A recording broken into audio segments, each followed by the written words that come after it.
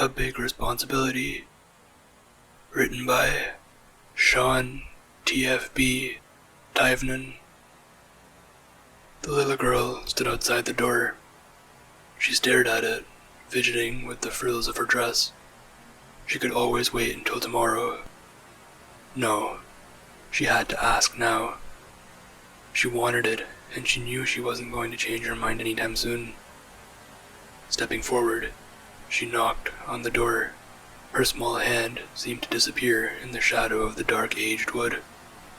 She heard a voice from behind the door. "Come in."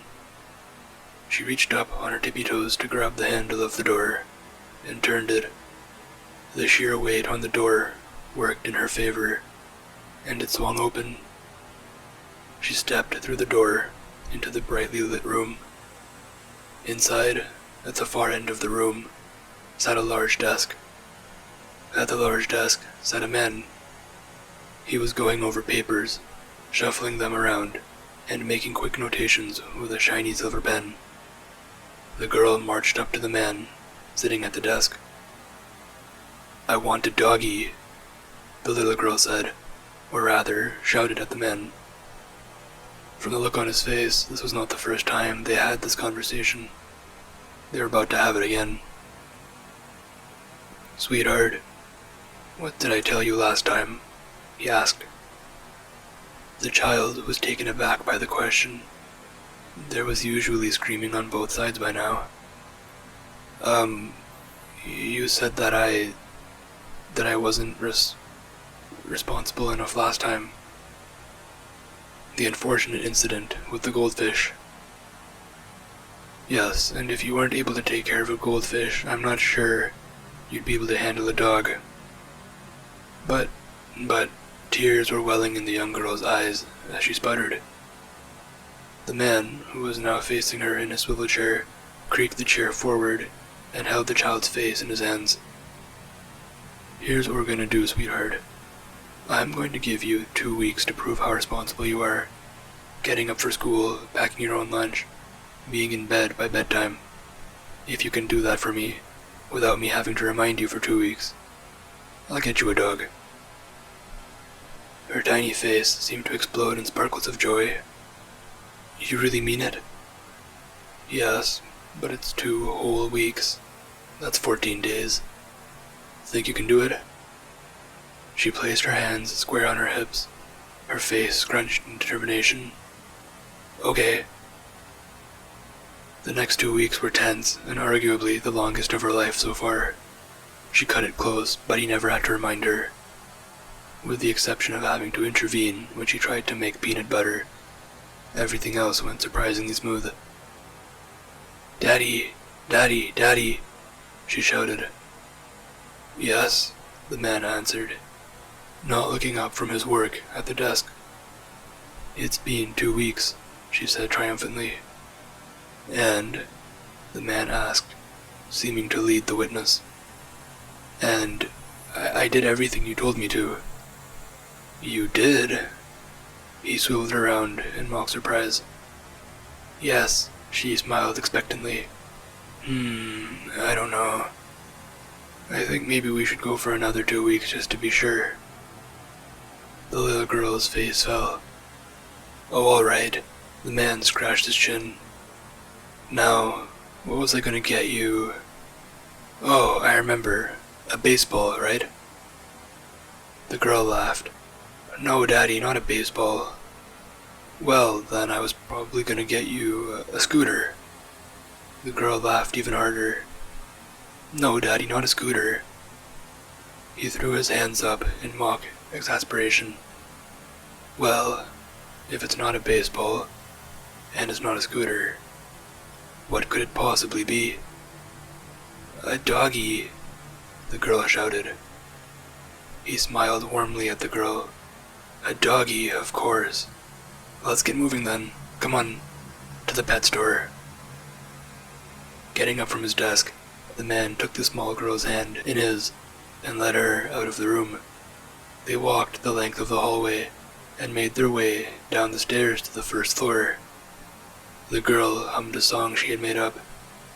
Once on the first floor, The man led her to the door of the basement. A small plastic sign reading "Pet Store" hung next to the light switch. He opened the door to almost complete darkness, save for a small red light in the entrance. He flicked the switch, and light burst from the large panels that had lined the ceiling, revealing a long staircase. At the bottom of the stairs was a steel door. Beside the door was a small keypad, a red light burning on its display. "Remember, sweetheart, it's a long way down, so watch your step," he warned her. Gingerly, he took the small girl's hand and guided her down the stairs. As she carefully maneuvered the steep steps, the girl thought about all the things she would do with her new dog. Playing catch, walks in the park. She hadn't even thought about what to name it. She was just so excited. Once they reached the imposing steel door, the man punched in a few numbers on the keypad. The sound of the beeps echoed. The red light on the keypad disappeared for a moment, and a green one took its place. Smiling, the man released the girl's hand and grabbed the large handle of the steel door and wrenched it open. With the door open, the barking reached their ears. After a few steps, the smell hit them as well. It was bad, but the girl knew that if that was what she had to put up with to have a doggy, she'd get used to it. After several more flights of stairs and a slight drop in the temperature, they touched down into the smooth concrete. The barking was much louder now, the sounds of dozens of dogs, all varying sizes and volumes. The little girl was so excited that she was shaking. She immediately made a beeline for the first cage that she saw. "Is that my doggy?" Pointing inside, the man laughed. No, I've got one picked out special, just for you." He led her over to a section of the kennel towards the back. "Now, I just found this one, so he's a little scared," the man said. The girl stared into the cage for a moment. After a time, her face warped with disappointment. "Why doesn't he look right?" she asked. "Well, I usually groomed them right away, but you were so excited, I decided I could wait," the man explained. "Is he asleep?" she asked. "Probably. He's very tired. He had a long trip." "Can we wake him up?" the girl asked in hushed tones. "Just for a few minutes, okay? And then he needs to rest." The little girl took a few steps forward and lightly rapped on the metal bars of the cage, the sound bouncing around under the high ceilings. Who's there? Please, I just want to see my family." The little girl's nose wrinkled in disapproval. "Well, he doesn't sound like a doggy at all." The man's eyes remained warm as he pulled a small remote out of his pocket. "No, he doesn't. Whoever is there, please, I'll give you whatever you want. You want money?" "I don't have a lot, but..." The voice was replaced by violent, tortured screams.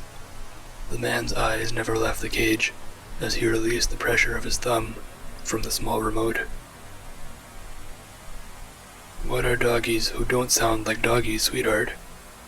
The girl replied instantly. "Bad doggies."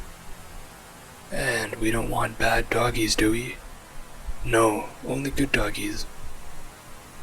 "Please, I'll do anything. Just stop." The voice was cut off again, and a reprise of screams was heard. After a few seconds, the man released his thumb once more. Only heavy, pained breathing was heard from the cage. Suddenly, loud, guttural barking was heard. The little girl clapped her hands as she jumped up and down. "Oh, thank you, Daddy. Thank you so much. I knew you'd get me a real doggy. I just knew you would." "You're very welcome, sweetheart. Now, you go upstairs and pick out a leash. Just make sure it's a bright color, so we can find him if he gets loose at night. Okay? Okay.